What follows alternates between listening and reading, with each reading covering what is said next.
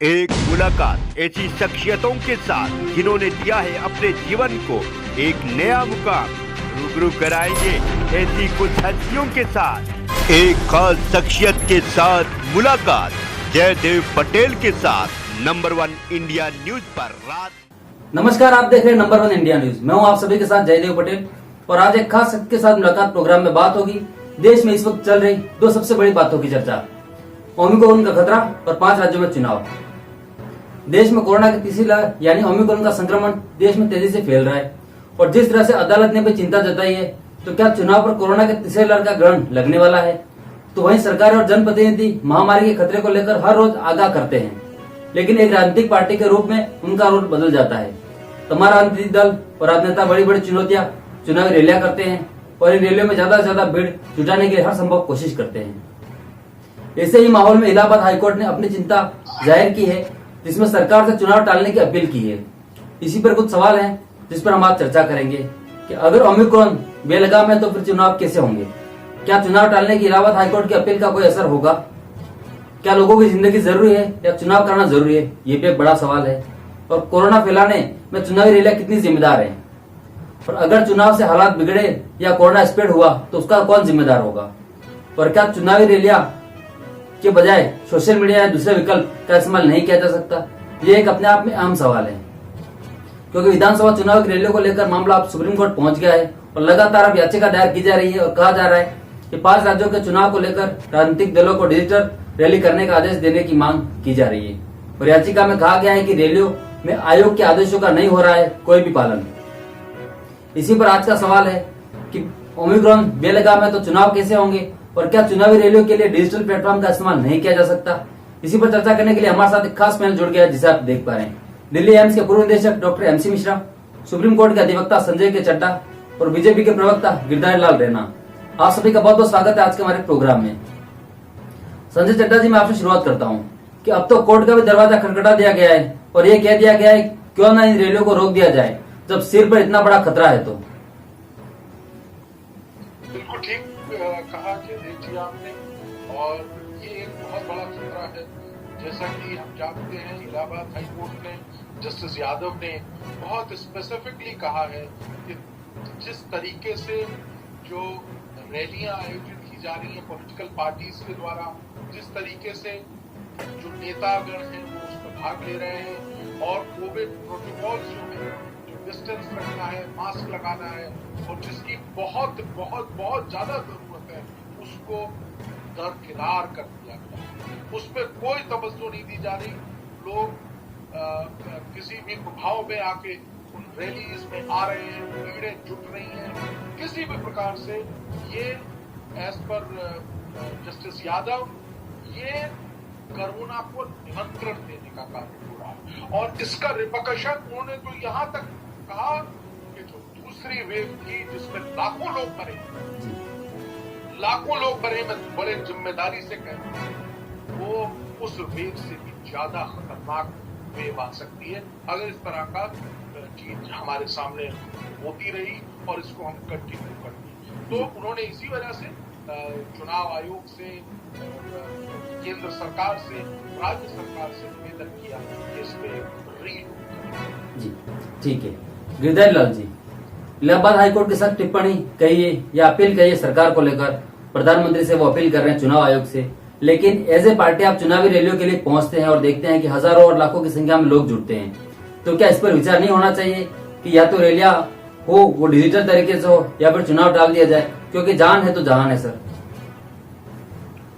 बिल्कुल एकदम सही कह रहे हैं और ये पूरे देश का ही, पूरी दुनिया का ये कंसर्न है कि ये जो पेंडेमिक चीन द्वारा भेजा गया दुनिया को ये जो सौगात है, इसमें से दुनिया को बचाना, मानवता को बचाना हम सब लोग का कर्तव्य है। पर मैं निवेदन 2 चीज करूंगा। एक, मुझे अपनी सरकार पर, सरकार के नेतृत्व पर और इलेक्शन कमिश्नर, क्योंकि अगर आपने देखा होगा चीफ इलेक्शन कमिश्नर साहब ने भी कहा है कि हम अगले वीक जब यूपी विजिट करेंगे, उत्तर प्रदेश में जाकर हम रिव्यू करेंगे, और उनका शब्द था कि जो भी कुछ करना पड़ेगा वो हम कर लेंगे। तो इसलिए एक तो उन पर हमको विश्वास करना चाहिए और मैं दूसरा एक विनम्रता के साथ एक निवेदन करना चाहता हूँ कि ये ठीक है कि बिल्कुल पॉलिटिकल पार्टीज रैलीज करते हैं और वो अपने आप में एक बहुत बड़ा संकट को निमंत्रण देने जैसा है, लेकिन सिर्फ पॉलिटिकल रैलीज को हम एक तरीके से सिर्फ उन्हीं को दोषी ना माने। हम देख रहे हैं कि सेल्स के नाम पर भी बाकी सब या अभी हमने एजुकेशन के नाम पर देखा कि वो किस प्रकार से एक खास तबके के लोग, खास तबके के सोच के विचार के लोग, उस वक्त उनको कोई भी थ्रेट नहीं लगा। ये हमने बिहार इलेक्शन में 2020 से ही देखा कि जब शूट करता है तो इसमें मेरा सिर्फ इतना निवेदन है कि ये तो या तो यूनिफॉर्म हो सब, ऐसा न करें कि बस सिर्फ एक राजनीतिक दल को आप एक्सक्लूड करें क्योंकि वहां पर भीड़ ज्यादा आ रही है, एक में कम आ रही है। ऐसा नहीं, यूनिफॉर्म होना चाहिए क्योंकि इलेक्शनरिंग भी डेमोक्रेसी का एक इम्पोर्टेंट हिस्सा है। आपने चुनाव करना है क्योंकि हमने विशेषकर मैं दोबारा याद दिलाना चाहूंगा, जब चुनाव कमीशन ने 2020 में बिहार के चुनाव के समय जो कर्व्स लगाए तो 9 पार्टियां मिलकर कहा कि भाई ये एक्सक्लूसिव है, इसको एक्सक्लूसिव है, इस ढंग से नहीं करना चाहिए। तो मेरा ये कहना है कि हमारी पॉलिटिकल पार्टीज को भी और बाकी सब एक्सपर्ट्स को भी मिलकर उसको मॉनिटर करना चाहिए और जो भी लोगों को, देशवासियों को बचाने के लिए जो भी कदम चाहिए उनको उठाना चाहिए और यूनिफॉर्मली उसको लागू करना। ठीक है डॉक्टर MC मिश्रा, अगर पार्टियां इस पर विचार करें तो क्या लगता है ये बहुत बड़ी और अच्छी बात होगी? As a senior physician, as a front line worker, क्या लगता है आपको? क्योंकि रैलियों में भी भीड़ जुटती हुई आपने भी देखी है और हमने सेकंड वेव के समय इसी शो के जरिए इस पर चर्चा भी की है कि वहां पर कोई कोविड प्रोटोकॉल की पालना नहीं होती है। और पिछले वक्त में जब प्रचार हुआ चुनाव के बाद, तब तो हमने देखा कि कोविड के केसेस बढ़े हैं और बाढ़ सीधा डॉक्टरों में पड़ा है। बिल्कुल जयदेव जी, आपने ये जो आज चर्चा का विषय रखा है ये बहुत प्रासंगिक है और इस विषय में मैं ये 2-3 बातें अवश्य अपना जोर दूंगा कि इलेक्शंस हमारे देश के लिए अच्छी बात भी है और खराब बात भी है, दोनों बातें हैं इसमें। हर वक्त हम इलेक्शन मोड में रहते हैं, कभी किसी स्टेट के, कभी सेंटर के, तो देश की गति रुकती है इलेक्शन से और बहुत तरह से हम मानते हैं एज ए नागरिक कि इसमें एक ठोस कदम सरकार को लंबे लॉन्ग टर्म के लिए लेना चाहिए कि एक साथ हो सारे इलेक्शन हर स्टेट के और सेंटर के। ये तो एक दूरगामी विषय होगा, लेकिन इस कोविड के माहौल में जो इलाहाबाद हाईकोर्ट ने एक अपना सुझाव दिया है भारत सरकार को और इलेक्शन कमीशन को, हम लोग इस सुझाव के आने से पहले से ही कह रहे हैं कि हम जैसे पिछले अभी इसी वर्ष जो बंगाल के इलेक्शन हुए, हम लोगों ने कहा भाई heavens will not fall down. ये अंग्रेजी कहावत है कि कोई ऐसा आसमान नहीं गिरेगा अगर आप 3 महीने 4 महीने 6 महीने इलेक्शन को आगे खिसका देंगे और उसके लिए जो भी प्रक्रिया न्यायिक आपको करनी है, सुप्रीम कोर्ट का आदेश लेना है, पार्लियामेंट का लेना है या आपको ऑर्डिनेंस लाना है, आप ला सकते हैं। भारत सरकार सक्षम है और एम्पावर्ड है इसके लिए कि अनयूजुअल जैसे इमरजेंसी लागू होती है, ये परिस्थिति इमरजेंसी लागू होने जैसी है जो पैंडेमिक चल रहा है, इसमें बिल्कुल ये निर्णय लिया जा सकता है कि जो वर्तमान सरकारें हैं विभिन्न भिन्न राज्यों में वे अपना कार्यकाल उनका बढ़ा दें। नहीं बढ़ा सकते, मान लीजिए कॉन्स्टिट्यूशनल ओपिनियन आती है, संवैधानिक ओपिनियन सुप्रीम कोर्ट से या हमारे लॉयर्स बैठे हैं उनसे आती है, तो आप उसको ध्यान में रखते हुए आप एक प्रेसिडेंट रूल लगा दीजिए। विकल्प है हमारे पास, ऐसा नहीं है कि विकल्प नहीं है। अगर मान लीजिए कुछ लोग कहते नहीं साहब फलानी जगह फलाने पार्टी की सरकार है, क्यों आप उसको बढ़ा रहे हैं, तो आप कह दीजिए ठीक है ये खत्म हो गया, अब इसके बाद प्रेसिडेंट रूल लग जाएगा और जब स्थिति कोविड की नियंत्रण में होगी उसी समय इलेक्शन हो जाएंगे। और ये जो एक घंटी बजाई है उच्च न्यायालय ने प्रयाग के, ये अच्छी बात है। मैं कहूँगा हम लोग इस बात को बिल्कुल महसूस कर रहे थे कि देखिए भारत में आपको बिल्कुल समझना पड़ेगा, हम टीवी पे बैठ के इस प्रोग्राम में बैठ के जो मर्जी है बात कर लें, दूरी बना के रखना भारत में संभव नहीं है। आपने देख लिया सरोजनी नगर मार्केट के जो वीडियो सर्कुलेट हुए हैं अभी 2 दिन पहले, उनमें एक के ऊपर एक लोग गिरे पड़ रहे थे। विवाह समारोह हो रहे हैं, हम जैसे तो उसमें एक्सेप्शन है कि हम माफी मांग लेते हैं कि हम विवाह में नहीं शामिल होंगे। हम दूर से ही आशीर्वाद दे रहे हैं वर वधू को। विवाह में जब भी आप जाएंगे, अभी 25 लाख शादियां होनी है इस जो चल रहा है नवंबर से लेके और अभी फरवरी तक चलेगा, इसमें आप जाएंगे किस लिए हम जाते हैं विवाह में? हम तो खाना पीना करने ही जाते हैं वहाँ पे। अब खाना होगा तो मास्क उतरेगा ही, फिर हम सोशली मिलने भी जाते हैं, बातचीत भी होगी। तो इस सबको करके कोविड अप्रोप्रिएट बिहेवियर, कोविड उचित व्यवहार जो हम बात करते हैं थ्योरेटिकल, वो प्रैक्टिस में तो होती नहीं है। और लोग उसी मोड में आ गए हैं क्योंकि थर्ड वेव की बात मई से चल रही है, मई 2021 से, जब डॉक्टर विजय राघवन ने कहा था, जो प्रधानमंत्री के सलाहकार, वैज्ञानिक सलाहकार है, कि थर्ड वेव आएगी। फिर ये हुआ कब आएगी साहब? अगस्त में आएगी, सितंबर में आएगी, अक्टूबर में आएगी, नवंबर में आएगी, दिसंबर में आएगी। अभी जो एक अनुमान लगाया है प्रोफेसर मनींद्र अग्रवाल ने, जो IIT कानपुर के एक वैज्ञानिक है, उन्होंने कुछ कैलकुलेशन किया और मैं इसलिए उनका जिक्र कर रहा हूँ कि उनके अनुमान प्राय काफी हद तक ठीक साबित हुए हैं। दूसरी लहर में भी, पहली लहर में तो मुझे नहीं पता कि उन्होंने कोई अनुमान दिया था अपना, लेकिन विदेशों के जितने अनुमान थे वो अधिकतर गलत निकले थे।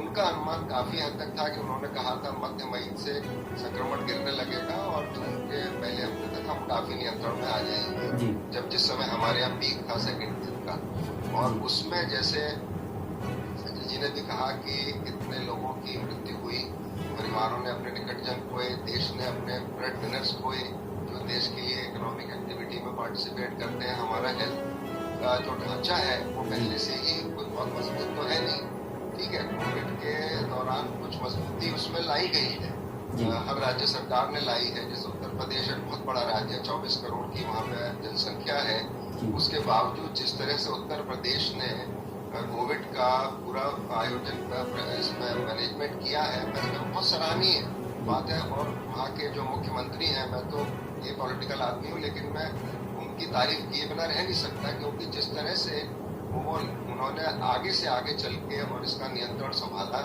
और किया। जो प्राइवेट हॉस्पिटल्स थे उनको ओपन किया कोविड केयर सेंटर्स बनाने में और वैक्सीनेशन में वो आगे है। लेकिन अब ये स्थिति आ गई है क्योंकि ओमिक्रॉन का जो संकट है वो हम लोगों के सिर पे है, इसको नजरअंदाज नहीं किया जाता। USA में आज जो जुलाई में 11,000 संक्रमित केसेस आ रहे थे, आज 1.5 लाख आ गए हैं।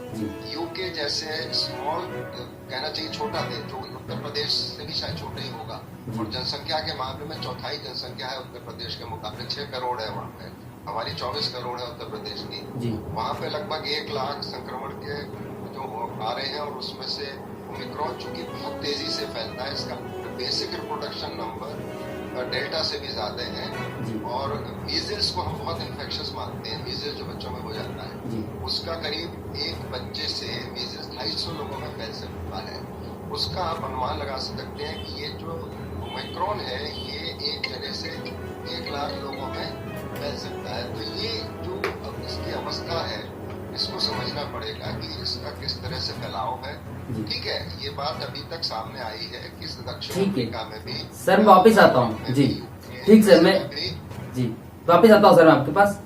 संजय चड्ढा जी, 27 अप्रैल 2021 को जब मद्रास हाईकोर्ट ने सख्त टिप्पणी की थी और कहा था कि भारत का चुनाव आयोग देश में कोरोना की दूसरी लहर का जिम्मेदार है और इलेक्शन कमीशन के अधिकारियों पर रैलियों की अनुमति देने के लिए और चुनाव आयोग पर हत्या का मुकदमा चलाया जाना चाहिए। मद्रास हाईकोर्ट की इस कड़ी टिप्पणी के बाद आयोग ने नतीजों के बाद विजय जुलूस पर रोक लगाई थी। तब भी आयोग ने सफाई दी थी कि कोविड प्रोटोकॉल की पालना करवाना राज्य सरकारों की जिम्मेदारी है। इस पर संजय जी मेरा सवाल है कि ये जो मद्रास हाईकोर्ट की टिप्पणी थी और अब इलाहाबाद हाईकोर्ट की अपील है, ये तो समझ में आ रहा है कि अदालतें भी नजर रखे हुए हैं और अदालत की तरफ से सख्त टिप्पणी भी की जा रही है, लेकिन ऐसे में सजगता कहाँ नजर आ रही है? कहीं भी नहीं। क्या लगता है इस बार मामला सुप्रीम कोर्ट पहुंचा है, तब भी वैसी सख्त टिप्पणी देखने को मिलेगी और शायद सरकारें सुने कुछ? देखिए, मद्रास हाईकोर्ट की जो टिप्पणी थी वो किसी कारण से, आपने देखा जब सेकंड वेव आई थी किस प्रकार से हाहाकार मच गया था, ऑक्सीजन की कमी, सड़कों पे लाशें, मैं उस चीज में जाना नहीं चाहता। और वो देख के ही हमारे जो मद्रास हाईकोर्ट के जस्टिस ने कहा था ये मर्डर अगर हो रहा है तो ये मर्डर है और ये मर्डर करवा रही है इलेक्शन कमीशन। क्या आवश्यकता थी इलेक्शन की?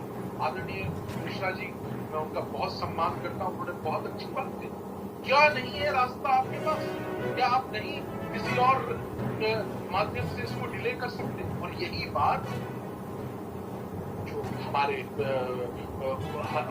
इलाहाबाद है के जज साहिबान है, उन्होंने भी यही कही, क्यों नहीं आप इसको पोस्टपोन कर देते? क्यों नहीं आप इन रैलीज को आप समाप्त करिए, और अगर समाप्त नहीं कर सकते तो ई मोड से करिए, स्क्रीन लगा के आप बाकी चीजें कर सकते हैं। आप इन रैलीज को भी स्क्रीन लगाइए और वहां पे डिफरेंट लोगों के पास पहुंचिए, मोड को चेंज करिए, अपने जो समय के हिसाब से आज परिस्थितियां ऐसी हैं, हमको उस चेंज को अडॉप्ट करना होगा।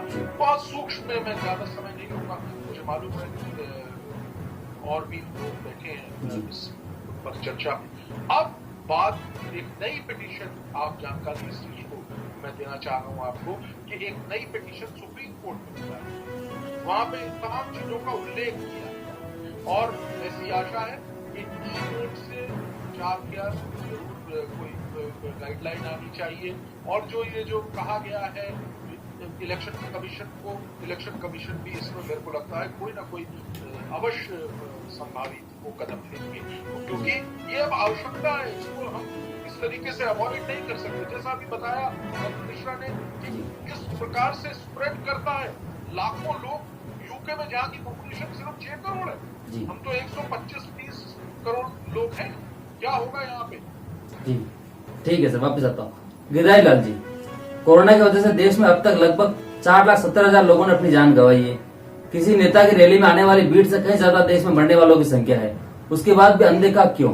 ये सवाल इसलिए है क्योंकि जब नेता भीड़ जुटाते हैं, जब प्रलोभन देते हैं, देखिए खबरें आ रही हैं। अगर आप स्कूली बच्चों को कहते हो घर में रहो और बाकी लोगों को कहते हो मैदान में आओ रैली में, तो फिर आप कर क्या रहे हो? यही मैंने पहले भी निवेदन किया और मैं उसको दोबारा दोहरा रहा हूँ कि ये बिल्कुल आवश्यक है कि हम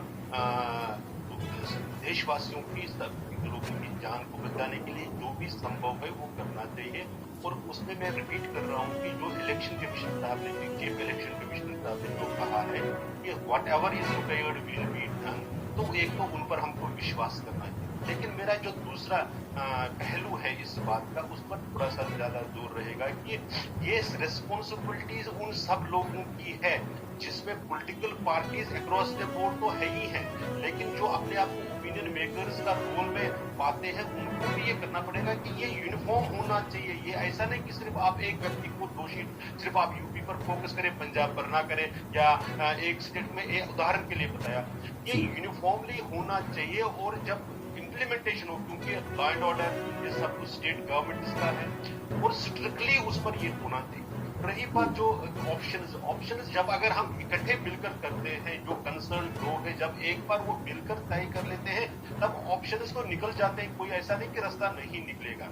लेकिन मैं एक और छोटी सी बात ये कहूँगा, जैसे डॉक्टर मिश्रा बता रहे थे और वो शायद उनका समय उस वक्त फिर वो है, ये बात बिल्कुल सही है कि ओमिक्रॉन काफी तेजी के साथ फैल रहा है, पर शायद एक पॉजिटिव, हालांकि मैं उसको अंडरमाइन नहीं कर रहा हूँ उस फैक्ट को, लेकिन उतना लीथल नहीं होगा। हमें विश्वास ये भी रखना चाहिए कि जैसे हम सेकंड वेव में से बड़ा नुकसान हुआ उसमें कोई दो राय नहीं, लेकिन निकल आए, ऐसा ही थर्ड वेव से भी जो भी आवश्यक सरकार की तरफ से करना होगा और जो सामाजिक संस्थाएं भी काफी आगे आकर उसको जैसे कर सकती है उसकी तरफ भी तैयारी। और माननीय प्रधानमंत्री जी ने अभी 2 दिन पहले जो बैठक ली और उसमें बताया भी कि सावधानी और सतर्कता के साथ हम कैसे इस तीसरी लहर या जो ओमिक्रॉन की थ्रेट है उसको कैसे हम फेस कर सकते हैं। लेकिन लोगों को भी, आम जन को भी अपना, जैसे डॉक्टर मिश्रा बता रहे थे, हम शादियों में जाते हैं, हम खुद देख रहे हैं हर जगह नहीं रेस्पॉन्सिबल बिहेवियर कर रहे थे। तो और ऐसे ही जैसे वो सेल वाला आया कि सरोजनी नगर या कहीं पर भी हम देखते हैं अभी बिहेवियर सिर्फ पॉलिटिकल पार्टीज को अलग नहीं पता, पूरे समाज में अभी एक गैर जिम्मेदारी वाला रवैया है। हाँ, पॉलिटिकल पार्टीज पर ज्यादा जिम्मेदारी आती है क्योंकि वो समाज के पथ प्रदर्शक होते हैं। उसमें मुझे सिर्फ इतना ही कहना है कि उसको सबने मिलकर तय करना चाहिए ताकि किसी के साथ अन्याय ना हो और ठीक है सर, एज अ टारगेट ना बनाया जाए जैसे पीछे किया गया है। डॉक्टर एमसी मिश्रा, पीछे ठीक है सर, सिर्फ एक चीज को टारगेट करने की कोशिश की गई, केरला में क्यों फैला, जी जी कहीं भी ठीक है सर, मैं एक बार डॉक्टर साहब के पास जाता हूँ। ना करें। ठीक है गिरधारी लाल जी, डॉक्टर एमसी मिश्रा, ये जो डेल्टा वेरिएंट और ओमिक्रो वेरिएंट का जो कॉम्बिनेशन है डेल्मिक्रॉन, इसे लेकर बताया जा रहा है कि अभी तक जो केसेस बढ़े हैं बाहर हमने देखा यूरोप में, ब्रिटेन में इस वेरिएंट की वजह से बढ़े हैं। आप इसे लेकर क्या समझ रखते हैं? इस वेरिएंट को लेकर क्या एक और मुसीबत हमारे सामने है एक नए वेरिएंट के रूप में? थोड़ा सा क्विक आंसर, तो समय का अभाव है। देखिए जयदेव जी, इसमें जो अगर संक्रमण बढ़ेगा तो म्यूटेशंस और नए भी पैदा होंगे, खाली ओमिक्रॉन या डेल्टा तक नहीं रह जाएंगे। आज देखिए जब डेल्टा वेरिएंट की बात चर्चा हुई अप्रैल में, सारी दुनिया में फैला, ओमिक्रॉन दक्षिण अफ्रीका से निकला। और मेरा मानना ये है कि कोई आवश्यक नहीं है कि डेल्टा वेरिएंट भारत से सब जगह गया या ओमिक्रॉन दक्षिण अफ्रीका से सब जगह आया। ये वायरस चरित्र बदलते हैं और ये हर जगह चरित्र बदलेंगे। तो और ये तो चूंकि साउथ अफ्रीका को हम क्रेडिट देना चाहेंगे कि उन्होंने इसको पकड़ लिया, उसको पकड़ के सबको बता दिया रिपोर्ट किया।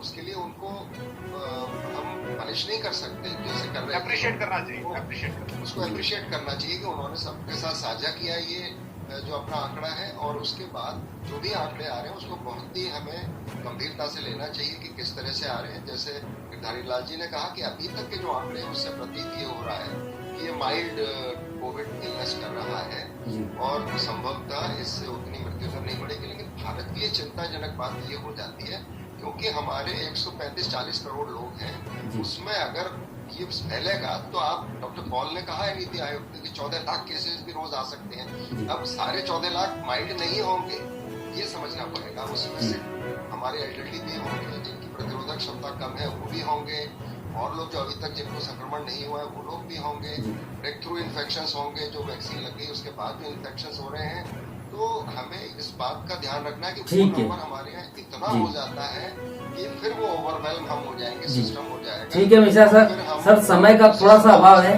जी सर, समय का अभाव है। आप लोगों ने नंबर 1 इंडिया न्यूज़ के लिए समय निकाला, उसके लिए आपका बहुत बहुत धन्यवाद।